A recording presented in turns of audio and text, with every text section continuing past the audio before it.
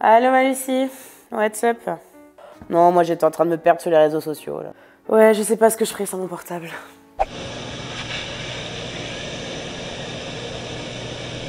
Au fait, tu sais si c'est bien le PER?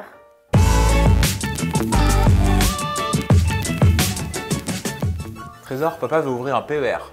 Un plan d'épargne retraite? Oui, après nos discussions sur la retraite, il a rencontré son conseiller en gestion de patrimoine et après une explication donnée, tout est devenu beaucoup plus simple.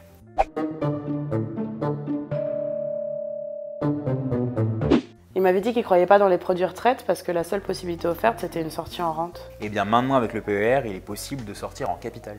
Et il va en souscrire un alors? Il va mettre en place une épargne régulière et transférer un contrat d'assurance vie. Les sommes investies vont lui procurer un avantage fiscal car elles viennent en déduction de ses revenus imposables. Mais je pensais qu'on pouvait transférer que des contrats retraite.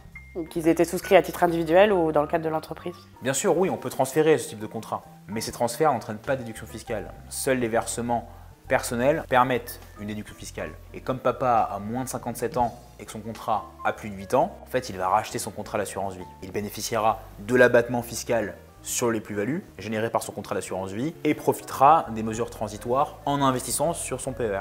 Et là, il bénéficiera de la déductibilité fiscale. Donc tu déduis chaque année l'investissement réalisé sur le PER de tes revenus et tu réalises une économie d'impôt. Ok, très bien. Mais au moment de ta retraite, la pension, elle est fiscalisée comment? Eh bien, la rente est assujettie à l'impôt sur le revenu. Ouais, d'accord. Donc en gros, on te reprend à la sortie ce qu'on t'a donné à l'entrée. On peut le voir comme ça, sauf que papa aura très probablement une fiscalité beaucoup moins importante à la retraite qu'aujourd'hui. Et s'il épargne son économie d'impôt chaque année, il se créera un capital supplémentaire grâce au levier fiscal du PER. Et s'il veut récupérer un capital plutôt qu'une rente?